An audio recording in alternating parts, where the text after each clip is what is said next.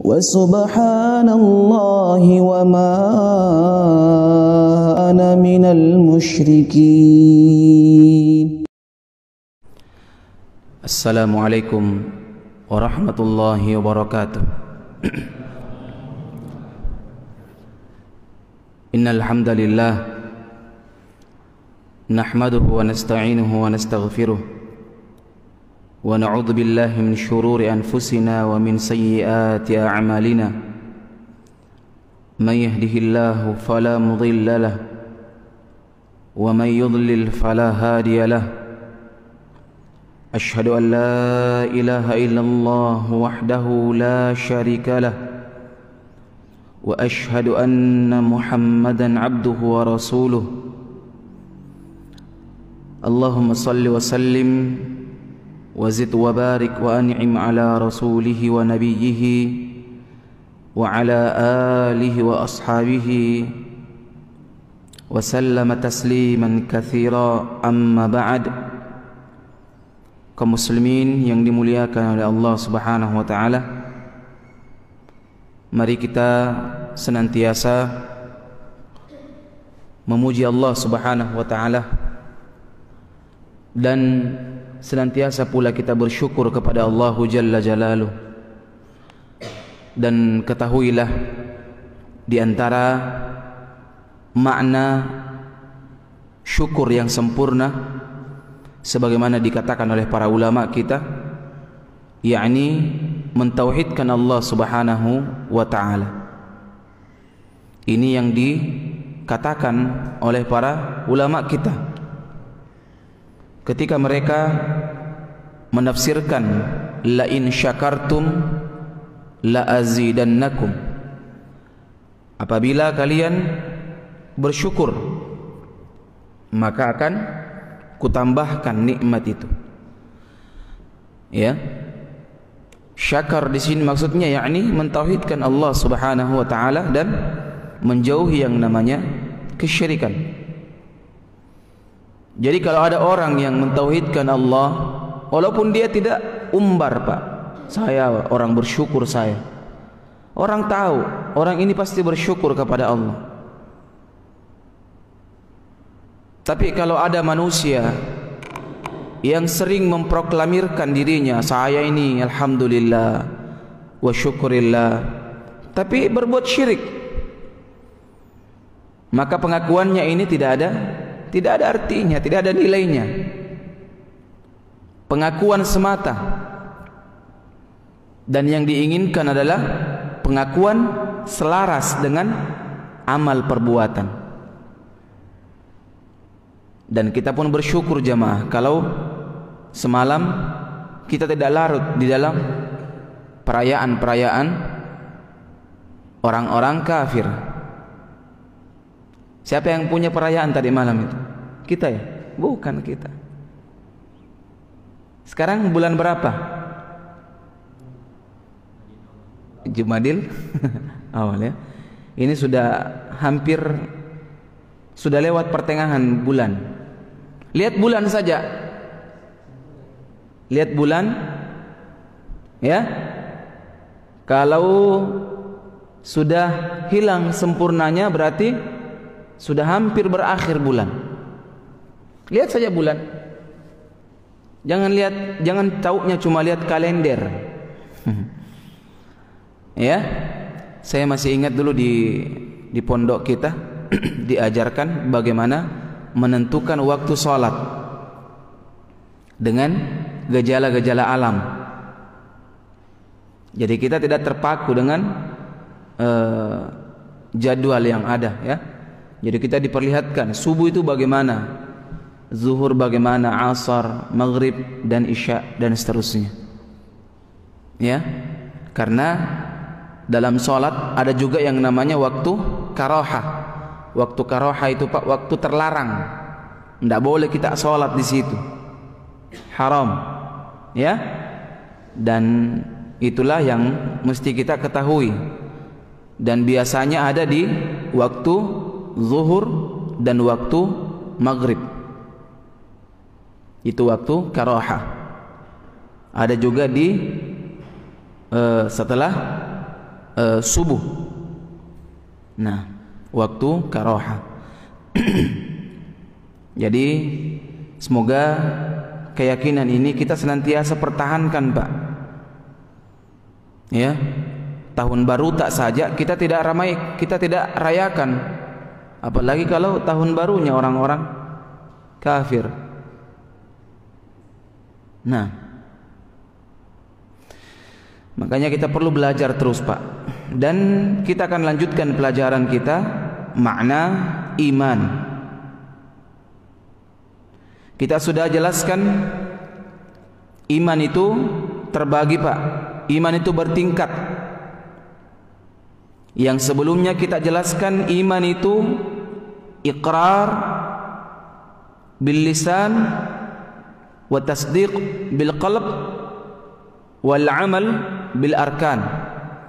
Iman itu diikrarkan dengan lisan, diucapkan dengan lisan, dan diyakini dengan hati, dan yang terakhir diamalkan dengan anggota badan, anggota tubuh. Kemudian para ulama juga menjelaskan berdasarkan ayat Al-Quran bahwa iman itu bertingkat-tingkat, Pak. Iman itu bertingkat-tingkat. Ada yang tingkatannya paling rendah, bahkan ada yang tidak ada sama sekali imannya, Pak. Ada enggak? Ada. Orang-orang kafir dan orang-orang munafik. Munafik i'tiqadi. Nah, jadi munafik itu dua. Ada munafik amal dan munafik i'tiqadi. Munafik perbuatan, amalan, dan munafik hati, keyakinan. Nah, ini yang kafir ini, Pak. Kalau munafik amali dia belum dikategorikan keluar dari Islam. Tapi kalau munafik i'tiqadi, keyakinan, maka dia keluar dari Islam. Seperti orang-orang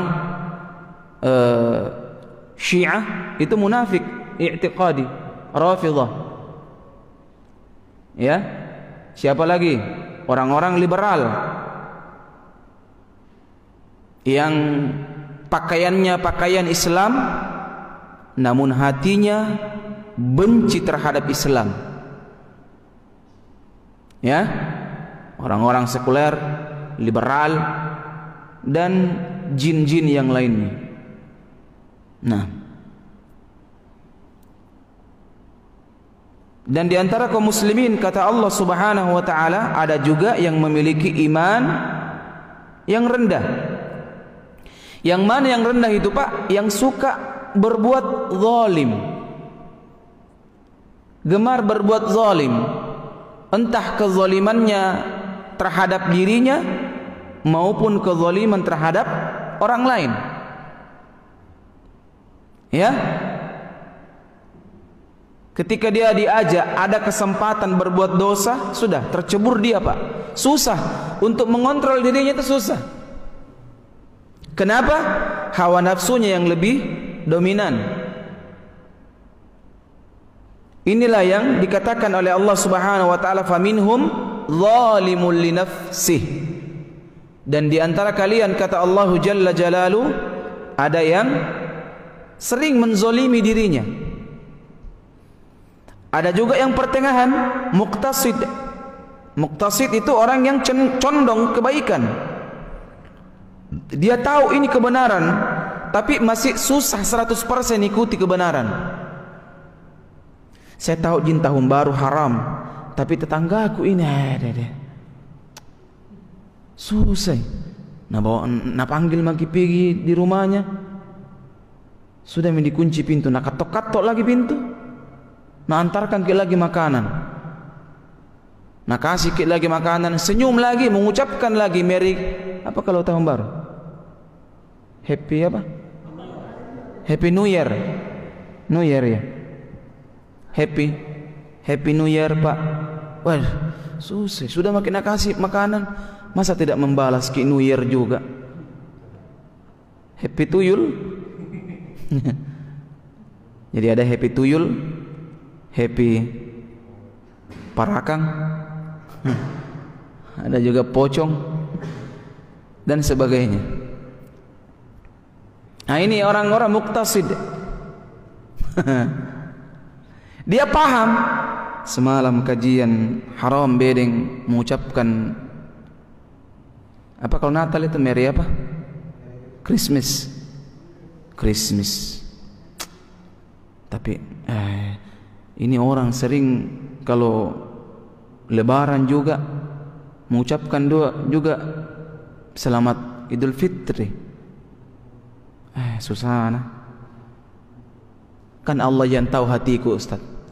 Lihat, dia langsung serahkan dirinya kepada Allah. Kan Allah yang serahkan diriku. Padahal dia enggak paham bahwa iman itu tiga.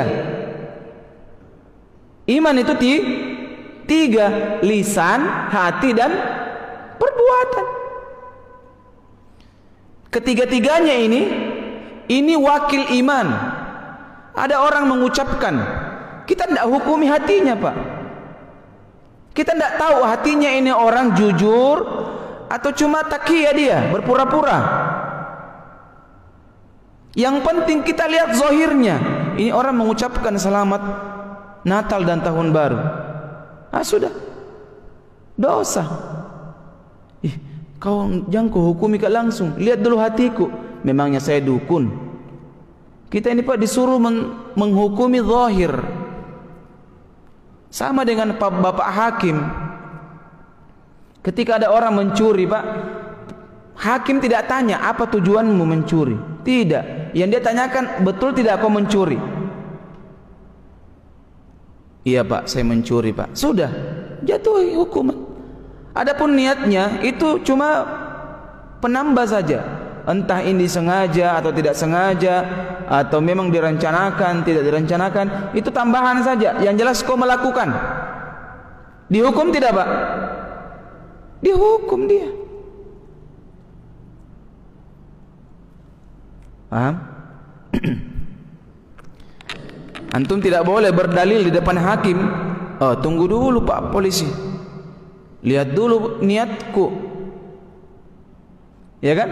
Tidak bisa begitu orang berniat berdalil seperti itu tidak diterima dalam persidangan dunia, Pak. Bagaimana dalam persidangan akhirat? Terkadang kita sering memaklumi perkara dunia tapi susah memaklumi perkara akhirat. Kalau untuk akhirat sering-sering kita apa? Allah yang suruh maklum. Kalau perkara dunia tidak. Egoisnya dikedepankan dan mudah memaklumi kalau perkara dunia, Pak. Saya heran manusia ini. Heran. Ini namanya aneh bin ajaib. Kalau untuk perkara dunia semua orang maklum. Oh iya tahu cocok memang tahu. Mau dia apa? Tapi kalau perkara akhirat jarang ada orang mau memaklumi, Pak. Paling-paling ujung-ujungnya Allah yang disuruh untuk maklum. Kan Allah Maha Pengampun ji. Padahal dia tidak tahu, Pak. Ya, sederet ayat yang berbunyi tentang Allah Maha Pengampun itu dikaitkan, didekatkan, eratkan dengan apa? Syadidul iqab. Keras juga siksaannya, Pak. Ya, Bashir wa nadhira, berikan kabar gembira dan ancaman kepada hamba-hambaku. Kaum muslimin yang dimuliakan oleh Allah Subhanahu wa taala. Ada juga yang ketiga. Sabiqum bil khairat. Kata Allah, terdepan dalam masalah kebaikan. Oh, ini orang ahli ilmu ini, Pak. Orang yang mengimani ilmunya, orang yang percaya dengan ilmunya, mengamalkan ilmunya, dakwahkan ilmunya dan bersabar di atasnya, Pak. Oh, ini sabiqum bil khairat. Bukan cuma di dunia dia, Pak, di alam barzakh dan di akhirat. Terlalu terdepan orang seperti ini. Inilah orang-orang yang selamat, at-taifah al-mansurah. Ya, golongan yang mendapatkan pertolongan, golongan yang dimenangkan oleh Allah Subhanahu wa taala. Padahal Pak, kalau kita mau istiqomah di atas agama, tidak satupun manusia di dunia ini Pak yang bisa mencelakakan kita Pak. Tidak ada. Jangan sampai kurang rezekiku ini kalau saya berbuat seperti ini. Ini kalah sama olok-olok. Berbicara masalah rezeki Pak, ya, itu binatang imani semua Pak. Masa kalah sama binatang? Kita suka begitu. Kalau sudah berbenturan dengan masalah kebutuhan hidup, aduh susah ini Ustaz. Kenapa? Jangan sampai kurang rezeki nih kalau tidak seperti ini Ustaz. Dikucilkan sama masyarakat, ditutup keran-keran rezeki. La ilaha illallah. Padahal tiap hari dia baca huwar razzaq, huwar razzaq dzul quwwatil matin. Allah Maha Razzaq. Apa Razzaq? Pemberi rezeki. Allah yang berikan rezeki Pak, bukan kantong. Betapa banyak orang punya kantong tidak punya uang Pak. Betul tidak? Kaum muslimin yang dimuliakan oleh Allah Subhanahu wa taala. Jadilah yang ketiga Pak, sabiqum bil khairat. Orang-orang yang terdepan dalam kebaikan-kebaikan. Kemudian di antara dalil bahwa iman itu bisa bertambah dan berkurang, yang tadi surah Fatir ayat 32 Pak. Surah Fatir. Ini berikutnya surah Al-Anfal. Surah Al-Anfal ayat yang kedua Pak. Surah Al-Anfal. Ini surah ke-8 ya. Surah ke-8 surah Al-Anfal. Ayat yang kedua. Ini ayat yang panjang. Sebenarnya kita ambil saja sebahagian ya. Allah Subhanahu wa taala mengatakan innamal mu'minun alladzina idza dzukirallah wajilat qulubuhum wa idza tuliyat alaihim ayatuhu zadatuhum imana. Lihat ciri orang beriman Pak. Innamal mu'minun, hanyalah orang beriman. Ya, hanyalah orang beriman, atau diterjemahkan dengan sesungguhnya orang-orang yang beriman. Siapa mereka? Alladzina idza dzukirallah, yakni mereka yang apabila disebut namanya Allah, wajilat qulubuhum, maka engkau melihat mereka gemetar hati mereka. Kenapa gemetar Pak? Takut kepada Allah Subhanahu wa taala. Nah, ini orang beriman Pak. Orang beriman itu Pak, kalau berbuat salah langsung dikatakan qala Allah taala fi kitabihil aziz. Oh, langsung keluar ayat. Atau dikatakan Pak, ini haram Pak, Nabi mengatakan dalam hadis. Langsung gemetar hatinya Pak kalau orang beriman. Kalau orang yang setengah-setengah imannya, apa dia bilang? Cocok itu memang Ustaz, tapi kan kita berjalan di antara idealis dan realita. Cie. Ayo dalilnya Pak. Kalau orang beriman tidak, langsung dia bilang sami'na wa ata'na. Gemetar hatinya Pak. Keluar keringat dinginnya Pak kalau dia tidak mentaati. Orang beriman nih, lihat, gemetar hatinya. Wa idza tuliyat alaihim ayatuh zadatuhum imana. Orang beriman itu Pak, dan apabila dibacakan ayat-ayat Allah, maka bertambah iman mereka. bertambah ini iman, Pak. Dibaca ayat bertambah imannya. Makanya saya sering katakan, Pak, kalau ada orang galau, coba terapi dengan Al-Quran. Entah dia membaca Al-Quran atau mendengarkan Al-Quran. Karena orang galau itu, Pak, orang lagi turun imannya. Galau itu berbanding lurus dengan apa? Iman lagi turun. Turun iman kalau lagi galau. Pasang status galau, ya, apalagi boring, bete, tak loko, apa bahasa-bahasa, banyak bahasa-bahasa. Ada juga gambarnya, gambar rumah, baru ada emoticon itu, mukanya kayak orang sumpek gitu loh. Artinya dia galau di rumah, Pak. Ya, lihat, dan sederet ungkapan hati seorang hamba, curhatan seorang hamba kepada hamba yang lainnya. Padahal saya pikir, Pak, tidak pantas kita curhat kepada makhluk. Kenapa tidak pantas kita curhat kepada makhluk, Pak? Karena makhluk juga punya masalah. Belum tentu orang yang kita tempati curhat ini tidak punya masalah, atau punya masalah lebih besar dari masalah kita. Tidak ditahu naji kita.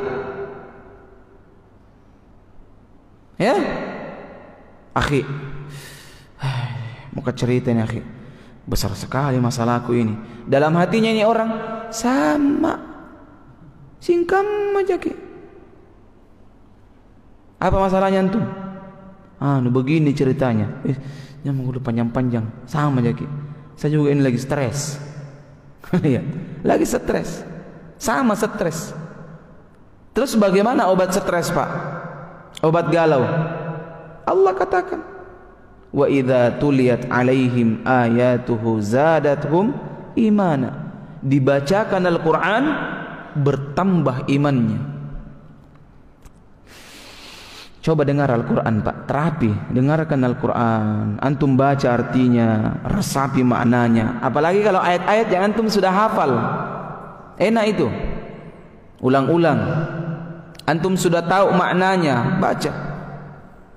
Surah-surah yang antum pahami, ini surah ancaman atau kabar gembira sorga dan seterusnya, maka bisa menumbuhkan imannya antum. Ya, naam. Hadza wallahu a'lam bissawab. Ini surah apa? Al-Anfal ayat kedua. Naam. Nanti insyaallah hari Ahad kita jelaskan masalah ihsan. Jadi selesai pembahasan tentang iman. Ya. Kita nanti masuk pembahasan poin yang ketiga, yakni ihsan. Apa itu ihsan? Kenapa dia di tingkatan akhir, Pak? Kita kira mungkin bahwa iman itu yang paling tinggi, Pak. Ya kan? Iman itu paling tinggi. Padahal ternyata Allah sebutkan lagi ihsan. Sebagaimana pernyataan Jibril alaihissalam. Nabi SAW kepada Jibril. Ya, tingkatan yang ketiga. Apa itu ihsan? Dan ihsan itu terbagi juga, ya. Ada ihsan yang wajib dan mustahab. Ihsan kepada Allah dan ihsan kepada selain Allah Subhanahu wa taala. Dan semoga Allah memberikan taufik kepada kita semua, menjaga kita semua agar tetap istiqamah di atas agama Allah Subhanahu wa taala. Saya kembali mengingatkan kepada seluruh kaum muslimin, hari ini adalah hari Jumat perbanyak salawat kepada Nabi sallallahu alaihi wasallam. Atau kalau kita mampu untuk membaca surah Al-Kahf, ya, baca surah Al-Kahf. Kemudian jangan lupa juga di akhir waktu hari Jumat ini, yakni di ba'dal asar, ada waktu yang sangat mustajab. Kita berdoa di waktu tersebut. Ini sunnah-sunnah di antara sunnah-sunnah di hari Jumat. Saya mohon maaf atas segala kekurangannya. Subhanakallahumma wa bihamdik, asyhadu an la ilaha illa anta, astaghfiruka wa atubu ilaik. Assalamualaikum warahmatullahi wabarakatuh.